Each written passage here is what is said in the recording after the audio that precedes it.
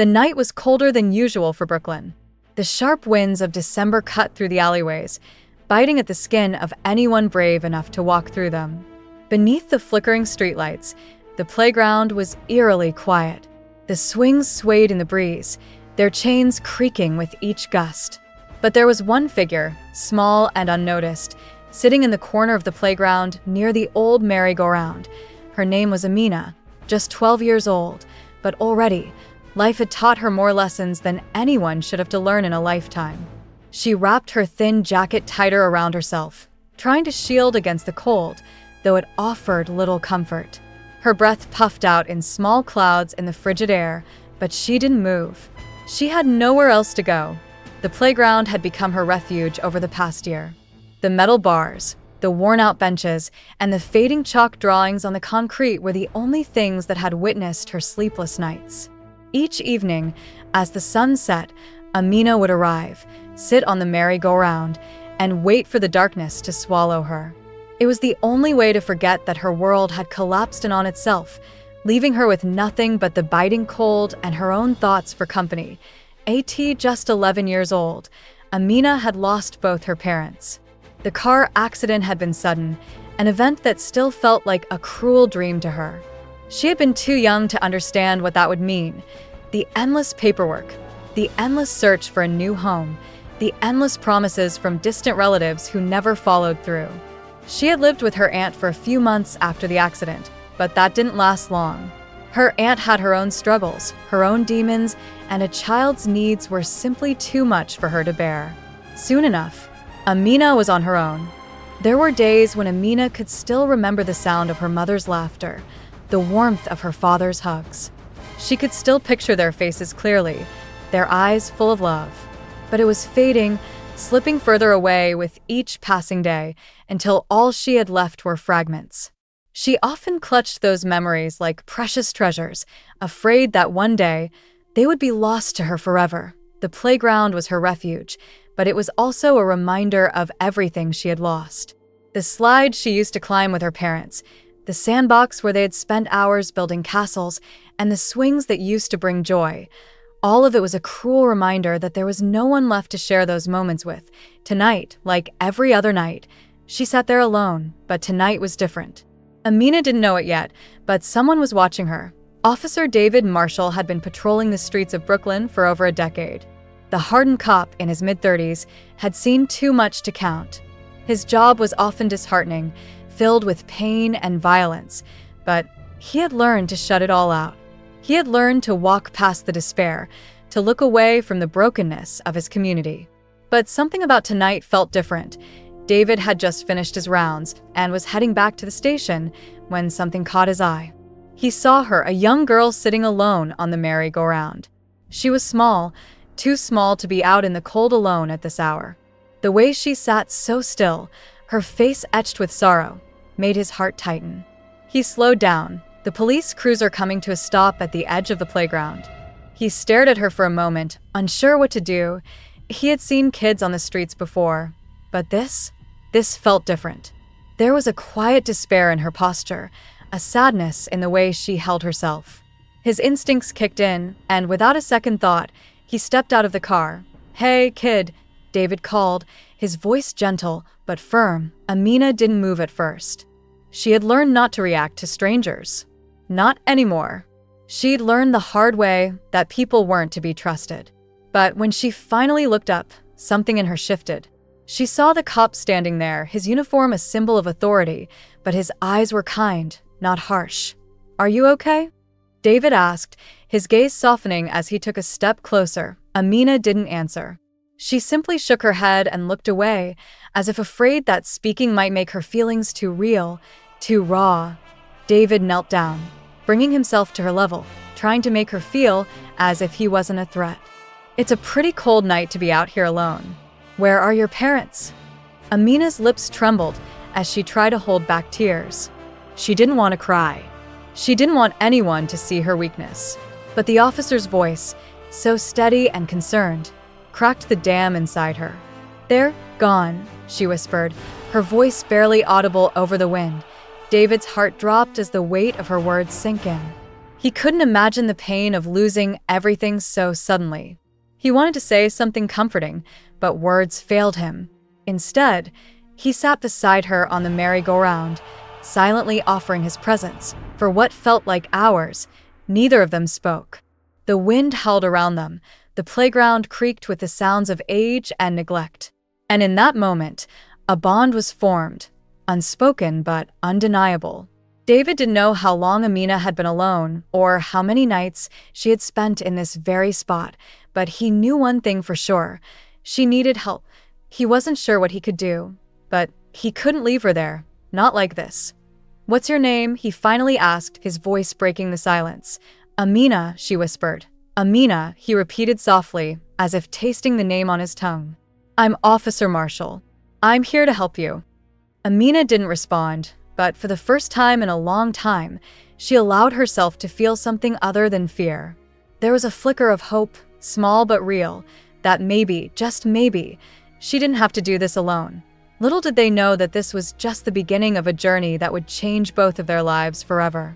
Amina's fight for survival was just beginning, and Officer Marshall was about to be thrust into a battle he never saw coming. As the days passed, the air grew colder, and the city of Brooklyn buzzed with its usual frantic energy. Amina, though, continued to live in the shadows, hiding from the world. Every night, without fail, she returned to the same playground, her only refuge. The swings creaked in the wind, and the moonlight cast long shadows across the concrete. She wrapped herself in the small, threadbare blanket she had salvaged from a dumpster and settled into her corner, praying for sleep to claim her before the cold could break her spirit. David Marshall couldn't stop thinking about her. Every night, when he went to bed, the image of Amina's sad eyes haunted him. The way she had looked at him with that quiet, painful acknowledgement of a life far too difficult for someone so young. He had made promises to her that night, unspoken promises that he would not let her slip through the cracks of a system that often failed children like her. But making promises was easy. Keeping them, that was another story. The next day, David visited the local shelter, hoping to find some solution for Amina. He learned that the foster care system was overwhelmed and the shelters were full, struggling to provide for the children who came through their doors. The news was disheartening, but David wasn't one to give up easily. He made calls, sent messages, and even reached out to local organizations, all in the hopes of finding a place for Amina where she could be safe, where she could begin to heal, but no one seemed to care. There were too many children, too many people to worry about. It felt like the system was so broken that even the well-intentioned efforts of people like David couldn't fix it. And yet, the image of Amina, sitting alone in the playground, never left him. Her face was a constant reminder that the system was failing her and countless others like her. Amina didn't trust easily. The few encounters she'd had with adults had left scars. She didn't trust social workers or foster parents or the people who were supposed to help her. They had always let her down. The promises they made, the assurances that everything would get better, were nothing but lies. She didn't believe anyone anymore. She couldn't. It was easier that way. It was safer, but David didn't give up. He showed up at the playground every night, his presence consistent and unwavering. Sometimes he would sit on the bench nearby just to keep watch. Other times, he would walk the streets, looking for any sign of Amina. It took time, but slowly, she began to trust him. It wasn't much, just a flicker of trust, but it was enough for David to know that he could keep pushing, keep trying. One night, as David made his rounds, he found Amina again, her face hidden beneath her hood, her arms wrapped tightly around her knees. The playground was empty, save for the two of them. He approached slowly, not wanting to startle her. "Amina?" David's voice was soft, but there was a firmness behind it that let her know he wasn't going anywhere. She looked up at him, her eyes dull with exhaustion. "You don't have to keep coming here," she said, her voice barely a whisper. "I'll be fine." "I'll be fine." David sat down on the bench nearby, his eyes never leaving her. "I don't believe that," he said, his voice steady, "and I don't want you out here alone in the cold. I won't let you go through this alone." Amina said nothing for a long time. She simply stared at the ground, her fingers clenching and unclenching around the fabric of her jacket. Her mind raced with thoughts, but she couldn't bring herself to speak them. She had been alone for so long that the idea of someone truly caring about her felt foreign, almost impossible to accept. David, sensing her hesitation, continued. I've been talking to some people, he said. There are places that can help you. I know it's not easy to trust, but I'm not going to give up on you. You don't have to do this alone anymore, Amina. At that moment, Amina looked up at him, her eyes filled with a mix of confusion and something else, something she hadn't felt in a long time. Hope. It was a fleeting thing, but it was there, hidden behind the walls she had built around herself. I don't need anyone, she said, the words coming out rough. I can take care of myself. David shook his head, his eyes sad but determined. You shouldn't have to, Amina. You deserve better than this. You deserve a chance. The conversation left a mark on Amina's heart, though she wouldn't admit it. She didn't let anyone close, not anymore. But somehow, she felt a small flicker of something. Maybe it was trust, or maybe it was just the exhaustion of carrying so much pain by herself. Whatever it was enough to make her stay just a little longer, to listen to his words a little more. The following days were a blur of uncertainty for Amina. She continued to stay in the playground at night, but now she found herself looking out for David, waiting for his arrival. She wasn't sure why. Maybe it was because, for the first time in a long time, she felt like someone cared. She wasn't sure what that meant, but it was enough to keep her grounded. David continued his fight for her, making calls, filling out paperwork, pushing through the red tape that seemed to hold up every request for help. He wasn't getting anywhere, but the fire inside him was relentless. He knew Amina wasn't just a victim of a broken system.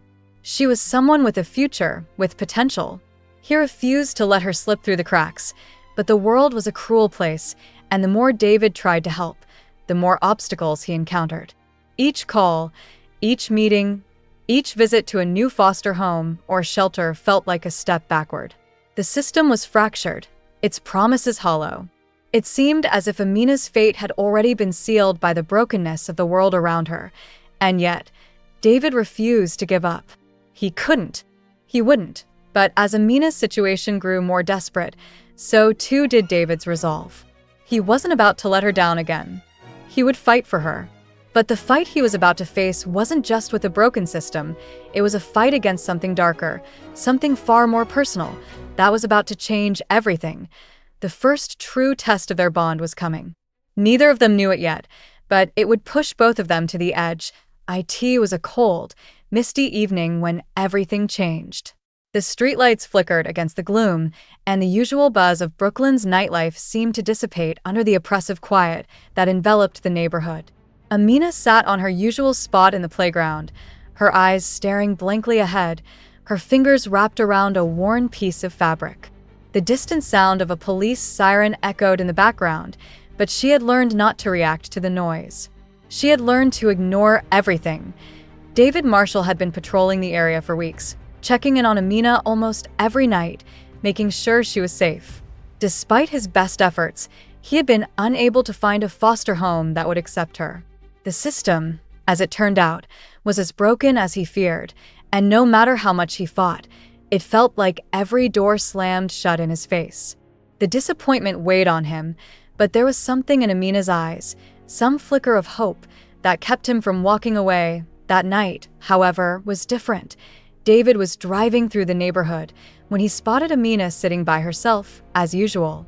He pulled the patrol car to the curb, his heart heavy with a mix of concern and frustration. As he stepped out of the car, something felt off. There was a tension in the air that wasn't usually there. Amina, who would normally look up when he approached, didn't even move this time. Her shoulders were hunched, her face turned downward, her entire body language radiating a level of distress that David hadn't seen before. He walked closer, his voice steady but cautious. "Amina," he called gently, but there was no response. "Amina, what's going on?"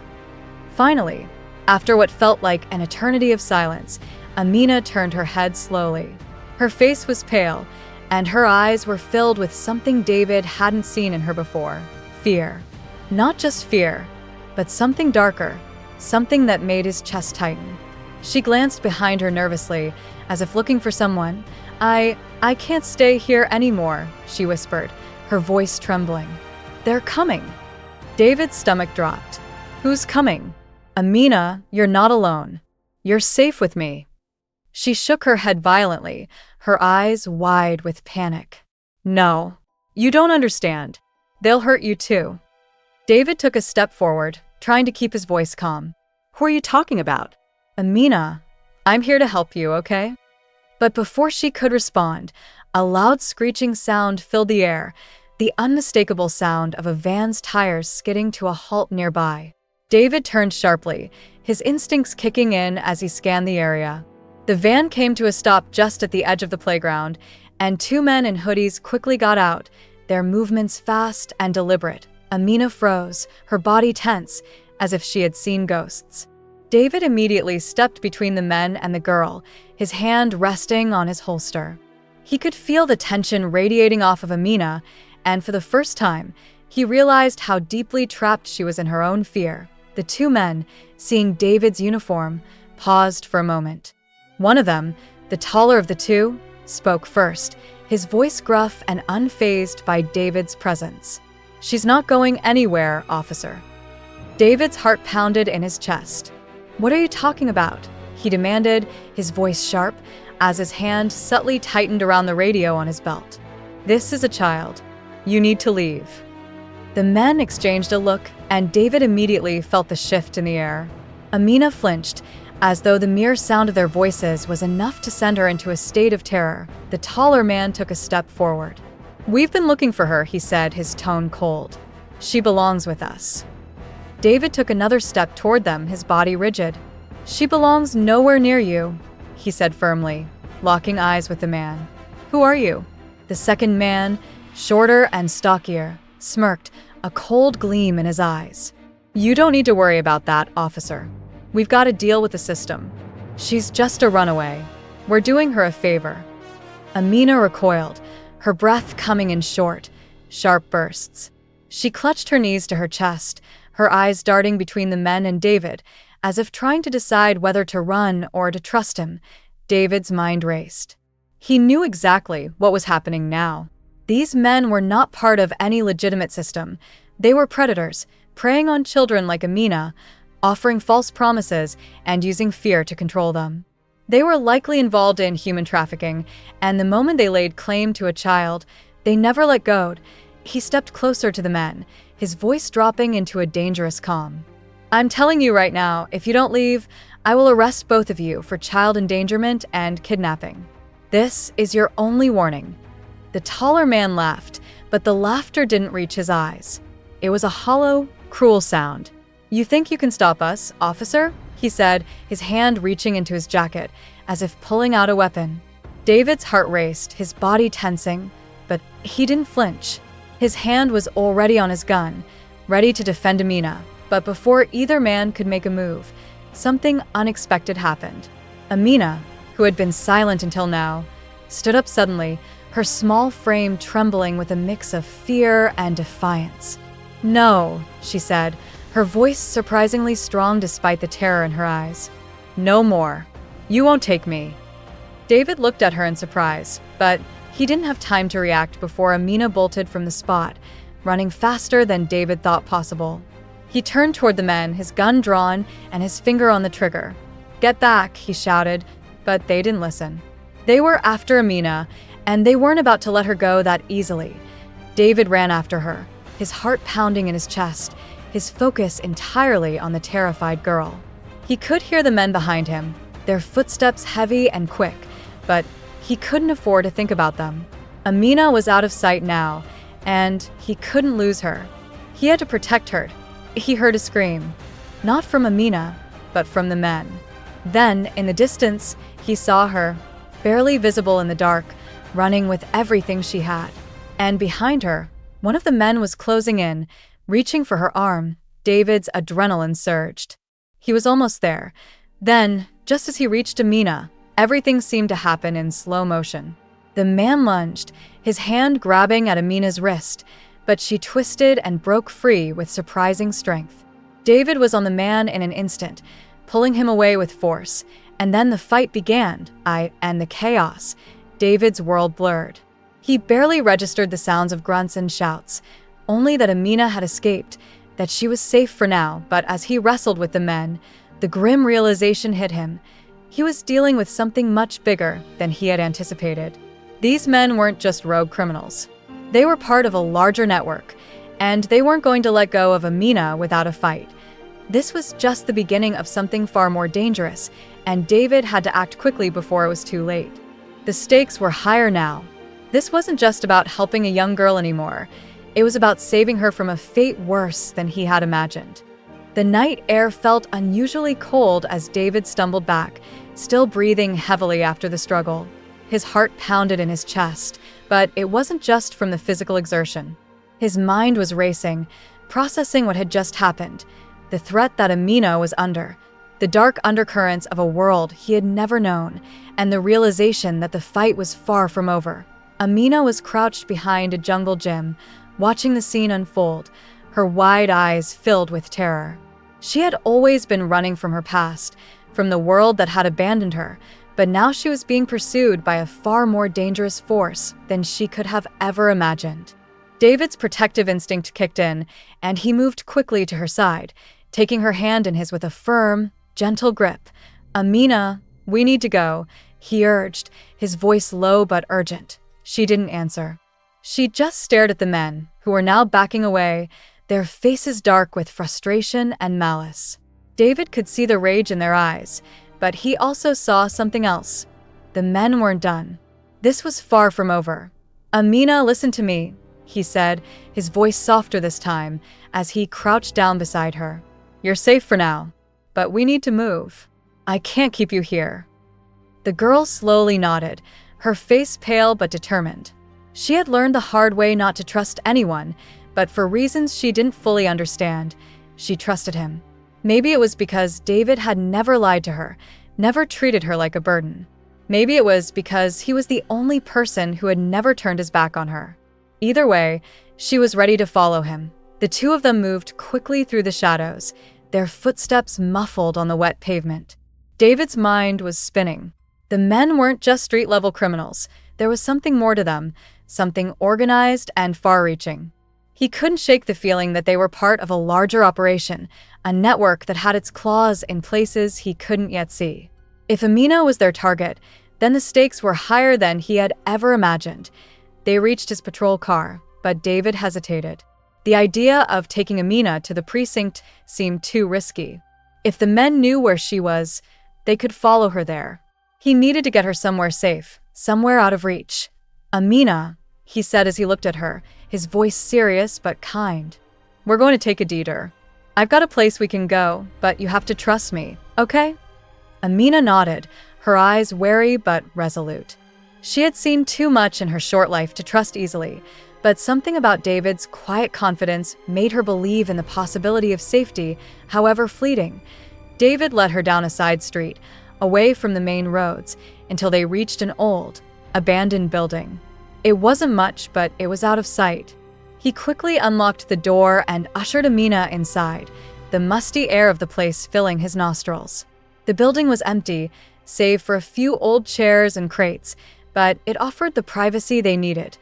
"This will have to do for now," David said, his eyes scanning the dark corners of the room as he closed the door behind them. "We'll figure out what to do next, but for tonight, you're safe here." Amina sat down on one of the crates, her shoulders slumped as she let out a breath she didn't know she was holding. She glanced up at David, her eyes filled with an unspoken question. "Why?" she asked, her voice small. "Why are you doing this for me?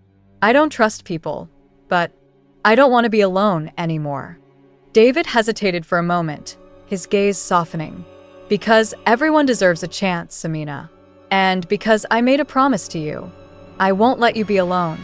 You don't have to carry this burden on your own anymore." Amina blinked, surprised by the sincerity in his words. It was rare to hear someone say something like that to her. She had heard promises before, but they were always broken. And yet, somehow, David's words felt different. Maybe because, despite everything, he was still here, still trying to help her. "But they won't stop," she said, her voice trembling. "They'll find me. They always do." David walked over to her, sitting beside her on the crate, his expression serious. "I won't let them," he said, his voice filled with determination. "We're not just running away, Amina. We're fighting back." Amina looked up at him, a mixture of confusion and curiosity in her eyes. "Fighting back? How?" David leaned forward, his hands resting on his knees. "I'm going to bring them down. I don't know how, but I won't let them keep doing this. You deserve better than this life, and I'll do whatever it takes to make sure you get it." The weight of his words hung in the air, and Amina felt a small spark of hope ignite within her, something she hadn't felt in years. It wasn't the kind of hope that came easily, not the kind that she could just grasp and hold on to. It was fragile, delicate, but it was there. And for the first time in a long time, she allowed herself to believe in the possibility of something better. But even as David spoke of hope, the threat loomed over them. David knew that what he was about to do would not be without consequences. The men who had come for Amina weren't just some random criminals. They were part of a dangerous network, a group that had no problem silencing anyone who got in their way. He had no idea how deep the corruption went, but he knew one thing for sure. If he wanted to protect Amina, he had to expose the truth. The problem was that truth was buried deep, buried in a system that was too powerful, too entrenched to be taken down easily. The fight he was about to wage wouldn't just be against these two men. It would be against an entire criminal empire, a force that had been operating in the shadows for far too long. And he wasn't just fighting for Amina anymore. He was fighting for every child, every victim that had been overlooked, ignored, and abandoned by the system. But the road ahead would be dangerous. There would be betrayal. There would be sacrifice. And David knew that there were forces far more dangerous than the men who had come after Amina. Forces that would stop at nothing to keep their secrets hidden. And so, with a sense of grim determination, David made his first move. He would start small, gathering information, reaching out to contacts he trusted. But he knew that in order to bring the people who hurt Amina to justice, he would have to take down the entire operation. The fight was just beginning. And it would take everything he had, every ounce of strength, every shred of hope, to make sure Amina never had to go through this kind of terror again. The following days were filled with a constant state of tension and uncertainty. David's every move was calculated, careful, as he worked in the shadows to gather information. He had made a promise to Amina, a promise he fully intended to keep, but now he was beginning to understand the full weight of the battle he had embarked upon. The criminals who had targeted her were merely the surface of something much more dangerous. David could feel the danger closing in, like a storm on the horizon, but he couldn't turn back now. Amina stayed at the abandoned building, keeping to the shadows while David worked tirelessly, making discreet calls and meeting with informants he trusted. He had already learned that the men who had attacked Amina were part of a much larger criminal syndicate that specialized in human trafficking, a network that spanned across state lines and had its hands in almost every corner of society. This wasn't just a matter of rescuing Amina anymore. This was about taking down an empire. David was used to danger. As a cop, he had dealt with criminals, with hardened individuals who had no qualms about using violence to get what they wanted. But this felt different. It felt more insidious. These people were everywhere, hidden in plain sight, moving through the cracks in the system like shadows. He had to be smarter, faster, more relentless than they were. Amina, meanwhile, was becoming more agitated as the days passed. She could feel the danger closing in around them. The fear she had carried for so long was gnawing at her insides, and even though she trusted David, the old instinct to run, to hide, was still there. She couldn't shake the feeling that if she stayed in one place for too long, the people who had found her once would come back, and this time, they wouldn't be so easily scared away. One evening, as David returned to the abandoned building after a long day of searching for leads, he found Amina pacing nervously. Her eyes were wide, her hands trembling slightly as she moved restlessly. She stopped when she saw him, her expression a mixture of fear and frustration. "They're getting closer," she said, her voice tight with anxiety. "I can feel it." David didn't hesitate. He walked over to her, his hand gently resting on her shoulder, trying to offer some comfort in the face of her fear. Amina, we're getting closer to. We're building a case. I won't let them take you again. I promise. She looked up at him, her eyes filled with a mixture of hope and doubt. But what if it's not enough? What if they get to you before you can do anything? David shook his head, his jaw clenched with determination. It's going to be enough. I won't stop until they're behind bars. But even as he said the words, doubt lingered in the back of his mind. The criminals he was dealing with weren't just ruthless. They were smart. They had eyes everywhere. They would be looking for him, watching his every move, and they wouldn't hesitate to eliminate anyone who got in their way. David knew the risks. But he also knew that the longer he waited, the more dangerous the situation would become. He needed to act fast. David's jaw tightened. He had made a promise, and he wasn't going to let them destroy it. Not without a fight did I end that moment. Everything came crashing down. The world seemed to slow as David's mind worked furiously, his instincts guiding him through the chaos. He wasn't just fighting for Amina anymore.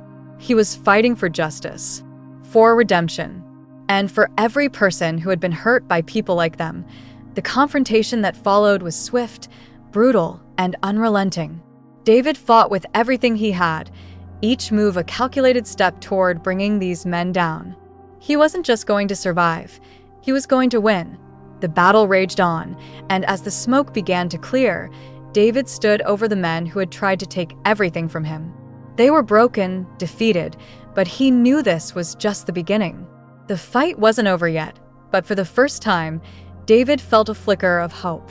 He had kept his promise. Amina was safe for now. David stood over the wreckage, panting, his hands trembling from the adrenaline coursing through him. The criminals were incapacitated, but he knew better than to let his guard down.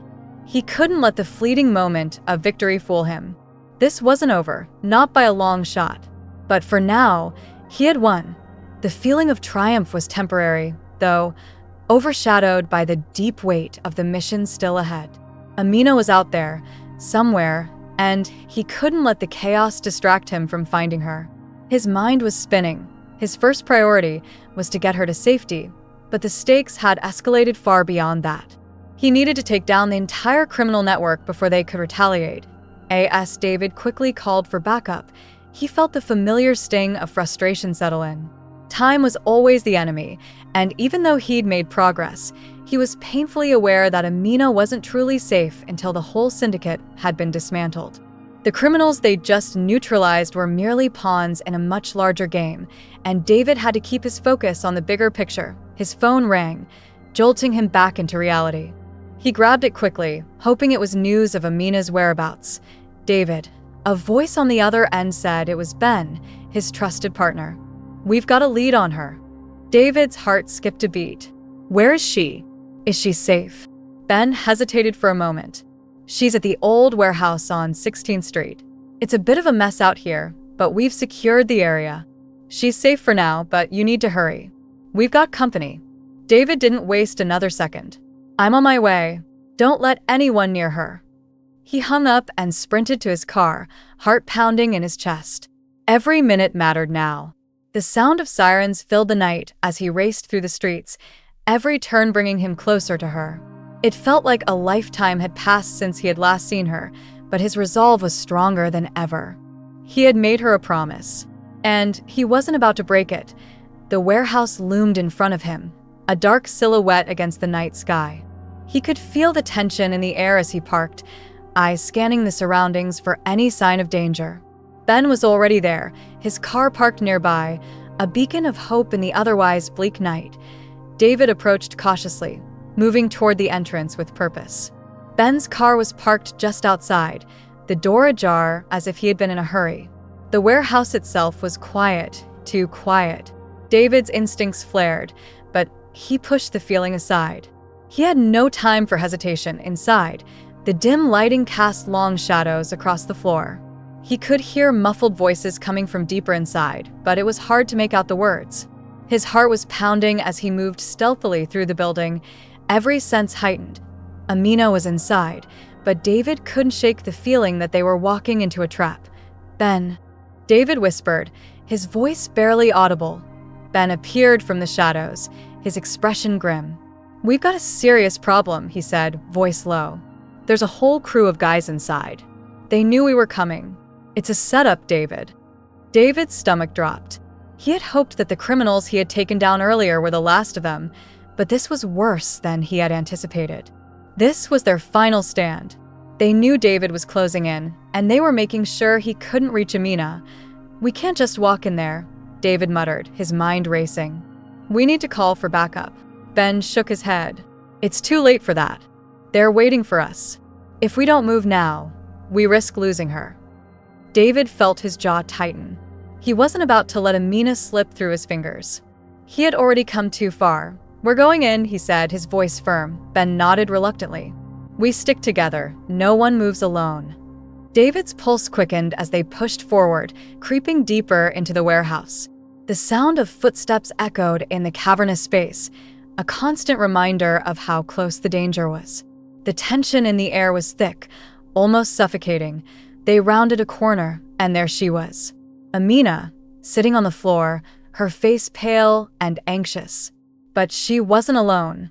3 men stood around her, all of them armed, their eyes fixed on her like vultures circling their prey. David's blood ran cold. He hadn't expected this. He had hoped to find her unscathed, but now, seeing the fear in her eyes, he realized just how far the enemies were willing to go. For a split second, David's mind raced. He could hear Ben shifting behind him, his hand on his weapon, ready to act. But David knew that rushing in would only get them all killed. He needed to think. He needed to buy time. "Let her go," David said, his voice calm, controlled, but carrying the weight of authority. "This is between you and me. Leave her out of it." The men laughed, but it was a hollow sound, full of malice. One of them, a tall man with a scar running down his face, took a step toward David.